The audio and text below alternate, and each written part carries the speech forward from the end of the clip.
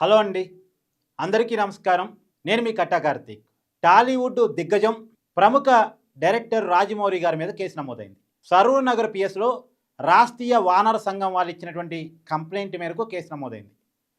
వాళ్ళిచ్చిన complaint ఏందంటే, తమ ఇష్ట దైవమైనటువంటి హనుమంతుడిని రాజమౌళి గారు అవమానించారు అనేటువంటిది. అంటే అసలు జరిగిన సంఘటన ఏందంటే, వారణాసి సినిమాకి సంబంధించిన ఈవెంట్ జరిగింది ఈ మధ్య కాలంలో. ఆ ఈవెంట్‌లో గ్లిమ్స్ రిలీజ్ చేద్దామని అనుకున్నారు. ఓ పెద్ద స్క్రీన్ మీద రిలీజ్ చేద్దాం అనుకున్నారు. కానీ ఏదో టెక్నికల్ ప్రాబ్లమ్ వల్ల అది కొంత లేట్ అయింది. అప్పటి వరకు రాజమౌళి గారు మాట్లాడారు, రాముడిని కీర్తించారు. రాముడి గురించి వింటున్నప్పుడు, రాముడి గురించి చదువుతున్నప్పుడు, రాముడి గురించి కథ రాస్తున్నప్పుడు, మహేష్ బాబు గారు రాముడి వేషం వేస్తున్నప్పుడు నాకు గూస్ బంప్స్ వచ్చాయని కూడా రాజమౌళి గారు చెప్పారు. రాముడి గురించి చాలా గొప్పగా చెప్పే ప్రయత్నం చేశారు. కానీ ఎప్పుడైతే ఈ టెక్నికల్ ప్రాబ్లమ్ వచ్చిందో వెంటనే కొద్దిగా అది ఫ్రస్ట్రేషన్ అనండి ఏమని అనండి. కానీ మా ఫాదర్ చెప్తూ ఉంటాడు, నీ వెనకాల హనుమంతుడు ఉన్నాడు అని చెప్పేసి. నేను పెద్దగా దేవుణ్ణి నమ్మను. కానీ హనుమంతుడు నా వెనకాల ఉండి నన్ను నడిపించుంటే ఇలా జరుగుండేదా అనే మాట మాట్లాడారు. అంటే ఇక్కడ నేను దేవుణ్ణి నమ్మను పెద్దగా అనేది ఒక పాయింట్. రెండు, నా వెనకాల హనుమంతుడు ఉంటే ఇలా జరుగుండేదా అనేది రెండో పాయింట్. ఇక్కడ హనుమంతుడి భక్తులు దీన్ని కొంత వేరేగా అర్థం చేసుకున్నారు. వెంటనే అయితే హనుమంతుడిని కావాలని అవమానించారు.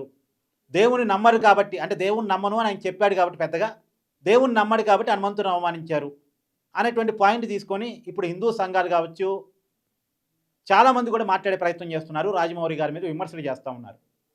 ఇప్పటివరకైతే రాజమౌళి గారు దీని మీద స్పందించలేదు. యాస్టిజ్గా జరిగిన సంఘటన ఇది. కానీ మన వీడియోని జాగ్రత్తగా గమనించినప్పుడు దేవుని నిజంగా రాజమౌళి గారు అవమానించారా లేదా అంటే ఇక రెండు విషయాలు చూడాలి. రెండు మాటలు కదా.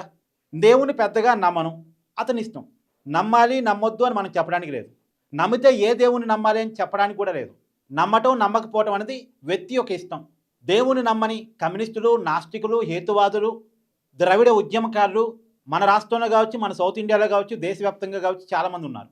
దేవుని నమ్మాల్సిందే అనే బలవంతం చేయడానికి లేదు. ఎవరి ఇష్టం వాళ్ళది, ఎవరి మతం వాళ్ళది, ఎవరి దైవం వాళ్ళది. అందరం కూడా ఒకరికొకరికి రెస్పెక్ట్ ఇచ్చుకోవాల్సిందే. అది ఒక పాయింట్. రెండో పాయింట్ ఏంది, హనుమంతుడు నా వెనకాల ఉండుంటే ఇలా జరిగి ఉండేదా. అది జస్ట్ అతని అభిప్రాయం కావచ్చేమో. అతనేమి హనుమంతుడిని నెగిటివ్గా చిత్రీకరించారని అన్నట్టుగా నాకైతే అనిపించలే. ఒకవేళ అలా గనుక అని ఉంటే, అంటే దాంట్లో కొంతమంది హిందూ సంఘాలు చెప్తా ఉన్నాయి, గతంలో కూడా రాముడికి సంబంధించి, కృష్ణుడికి సంబంధించి అతను ఏదో కామెంట్ చేస్తున్నారు అని చెప్తా ఉన్నాయి. నిజంగా అతను గతంలో కూడా కామెంట్ చేసి ఉండుంటే తప్పే. మరి గత కామెంట్స్ నాకు తెలియదు. రాముడి గురించి, కృష్ణుడి గురించి తప్పుగా రాజమౌళి మాట్లాడి ఉండుంటే, కావాలని ఇంటెన్షనల్గా మాట్లాడి ఉంటే తప్పే. కానీ నాకు అక్కడ ఇంటెన్షనల్గా మాట్లాడారని అనిపించలే. మరి అక్కడ ఆ పర్టికులర్ పాయింట్ ఒకవేళ మీరు ఇంటెన్షనల్గా మాట్లాడాడు, గతంలో కూడా ఇలాగే మాట్లాడుతుండేవాడు అని కనుక ఉంటే నిజంగా మనం అతను తప్పుపట్టాలి. కాకపోతే ఇక్కడ ఒక విషయం మనం కీలకంగా గమనించాల్సిందంటే, రాజమౌళి ఫాదర్ని బీజేపీ కానీ, హిందూ సంఘాలు కానీ, ఆర్ఎస్ఎస్ కానీ, సంఘ పరువాలు కానీ భుజాన పెట్టుకునే మొన్నటి వరకు రాజ్యసభ ఆఫర్ చేసే రాజమౌళి వాళ్ళ ఫాదర్కి. కారణం ఏంటో తెలుసా? అంతకుముందు అమెరికాన్ సినిమా వచ్చింది కదా, అమెరికాన్ సినిమాలో శివుణ్ణి అవమానించేరా తీశారు అని చెప్పేసి అనుకున్న తర్వాత అప్పట్లో ప్రభాసు భుజాన శివలింగాన్ని పెట్టుకొని మోసేటువంటి బాహుబలి వచ్చింది. అమెరికాన్ సినిమాకు వ్యతిరేకంగా అక్కడ ఆందోళన జరుగుతున్నాయి నార్త్ ఇండియాలో. అదే టైంలో బాహుబలి వచ్చింది. వెంటనే బాహుబలి వైపు జనం అంతా చూశారు. బాహుబలిని భుజాన పెట్టుకున్నారు, రాజమౌళిని నెత్తిని పెట్టుకున్నారు. ఇలాంటి సినిమా కథ కావాల్సింది. దేవుడి గురించి ఈ జనాల్లోకి హిందుత్వాన్ని, దేవుణ్ణి బలంగా తీసుకెళ్ళి, సనాతన ధర్మాన్ని బలంగా తీసుకెళ్లేటువంటి ఇలాంటి సినిమాలు, ఇలాంటి డైరెక్టర్లు మనకు కావాలి అనేది చాలామంది హిందూ సంఘాలు రాజమౌళిని, ఆ సినిమా కథ రాసినటువంటి వాళ్ళ ఫాదర్ని బాగా ఓన్ చేసుకున్నాయి. ఆ ఓన్ చేసుకోబట్టి వాళ్ళ మహాభారతం మీద సినిమా తీస్తాం, రామాయణం మీద సినిమా తీస్తాం అనే కాడికి వాళ్ళు వెళ్ళారు. రాబోయే కాలంలో మహాభారతం మీద ఒక బిగ్ ప్రాజెక్టు రాజమౌళి గారు చేయబోతున్నారు. మీ అందరికీ తెలుసు. అది రాజ్యసభ ఇవ్వటం అంటే చిన్న విషయం కాదు. అతను గతంలో బీజేపీకి సాక్రిఫైస్ చేసే లేడు. కాకపోతే హిందూ భావాజాలాన్ని, సనాతనవాదాన్ని, చరిత్రని చాలా బలంగా ప్రజల్లోకి తీసుకెళ్తున్నాడు, మన భారతదేశ చరిత్రని, సంస్కృతిని అనే కారణం చేతనే బీజేపీ వాళ్ళ కుటుంబాన్ని ఓన్ చేసుకుని రాజమౌళి వాళ్ళ ఫాదర్కి రాజ్యసభ ఇచ్చింది.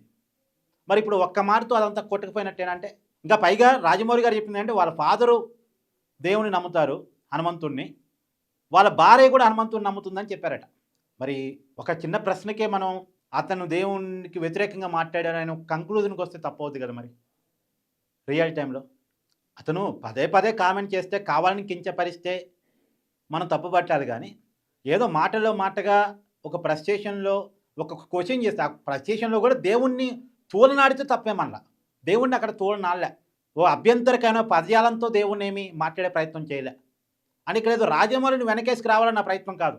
నిజంగా రాజమౌళి పదే పదే దేవుడి గురించి తప్పుగా మాట్లాడితే అవతల వాళ్ళ మనోభావాన్ని కించపరిచే ప్రయత్నం చేస్తే తప్పు పట్టే వాళ్ళలో నేను మొదటిగా ఉంటా. అంత మాత్రాన మనం ప్రతి విషయాన్ని క్షుణ్ణంగా పరిశీలించి ప్రతి దాంట్లో కూడా భూతత్వాన్ని పెట్టి ఎతికి ఒక మనిషి క్యారెక్టర్ని అవమానించే రకంగా చేసే ప్రయత్నం కూడా చేయకూడదు కదా. ఇప్పుడు మనిషికి మనం ఇంపార్టెంట్ ఇవ్వాలి. మనిషి ఉంటేనే మనోభావం ఉంటుంది. కానీ ఈ పరిస్థితులు ఎలా తయారయ్యాయి అంటే ప్రతి విషయాన్ని చాలా జాగ్రత్తగా చెప్పకపోతే అవతల వాళ్ళ మనోభావాలు హత్య అనే పేరుతో మనమే దాడి స్టార్ట్ చేస్తారు. మనిషి కంటే మనోభావాలు ఇంపార్టెంట్ అయిపోయిన రోజులు ఇవి. అదేందో నాకు అర్థం కాదు.